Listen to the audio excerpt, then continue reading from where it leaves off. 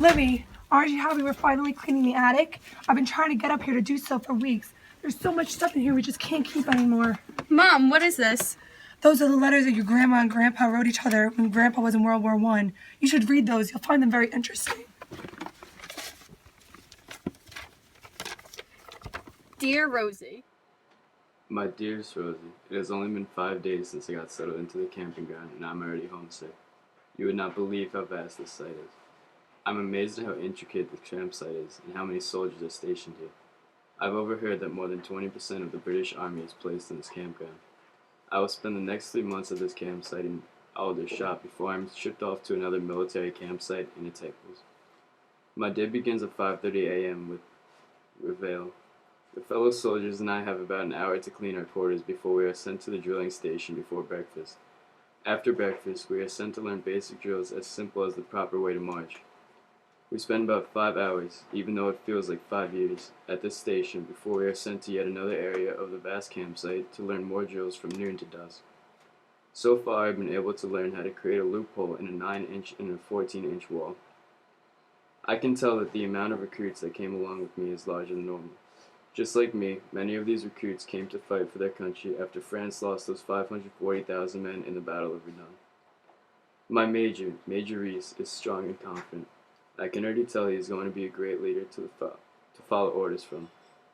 I miss you every day and hope to come back home to Beverly soon. Yours truly, William.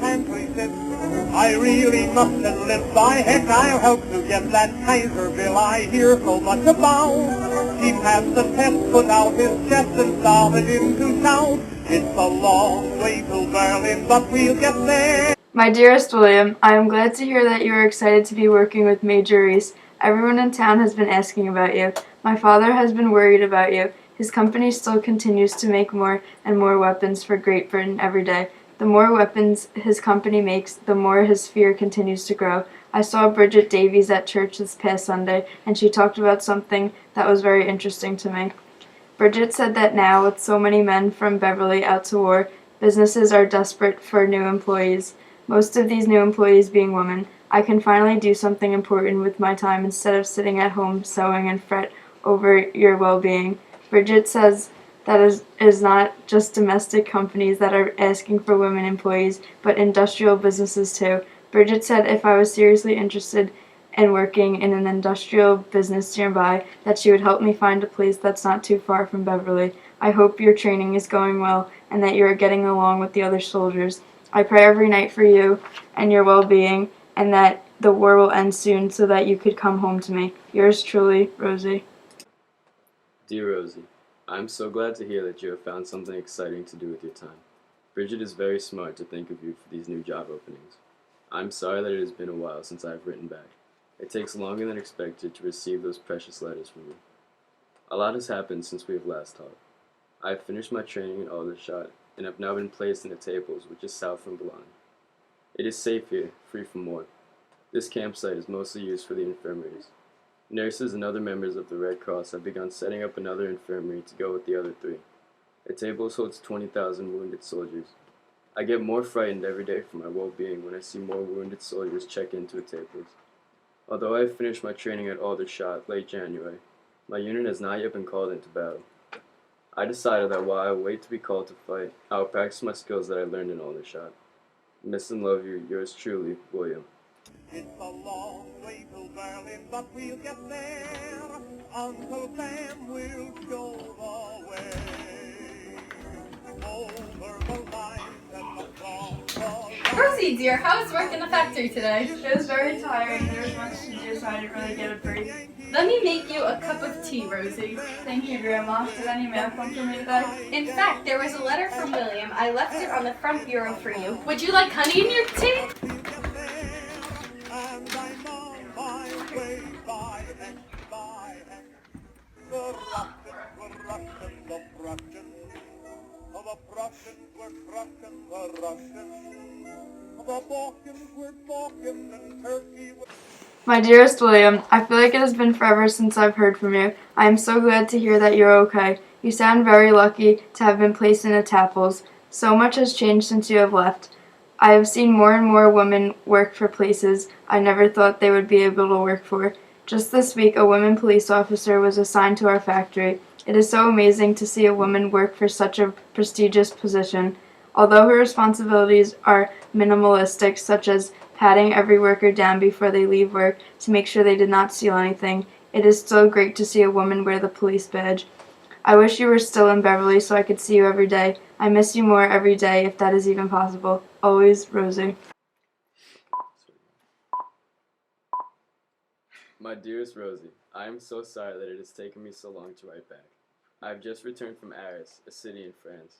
My unit has been very successful these last 2 months. We arrived in Arras around April 11th, 2 days after the battle began. The entire operation was led by a French general named Robert Nivelle.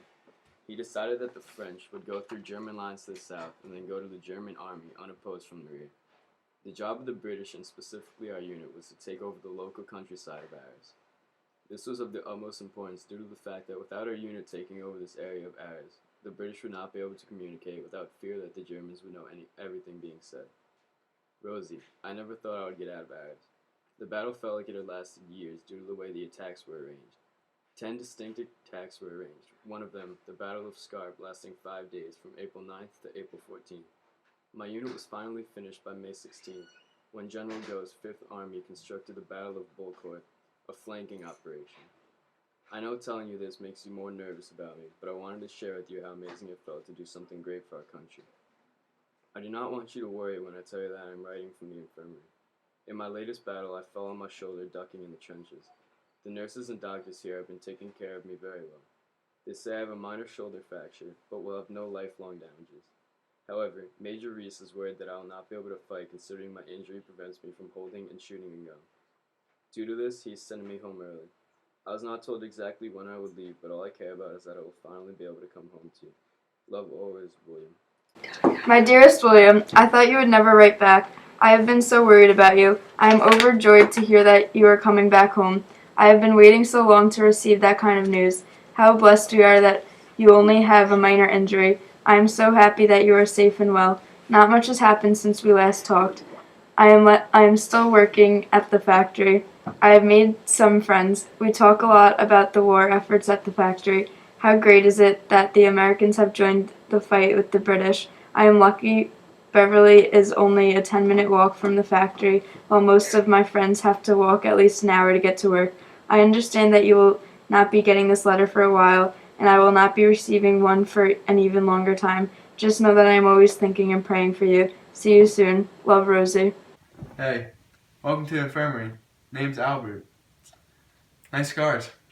Hi Albert, my name is William. Where are you from? Ludlow, what about you? Beverly. How'd you get here? Just getting this bad boy checked out. Looks painful. How'd you get it? Crossing no man's land in the Battle of Verdun. I was there for the full 10 months. You were at Verdun? Yeah, 10 scariest months of my life. I'll never forget the day we left, February 21st. I had no idea what I was in for, none of us did. I thought this would be the battle to end this total war.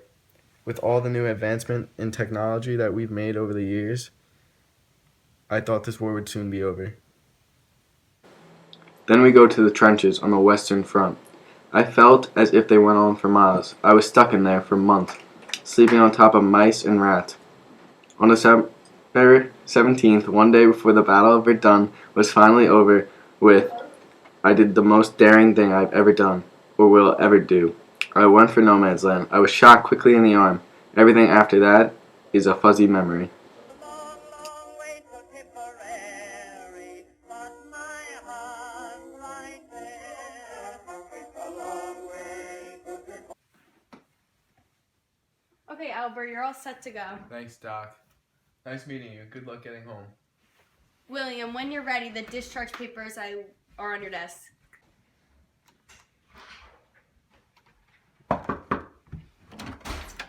Hi. Rosie, someone's here to see you. 1 second, Grandma, I'm coming.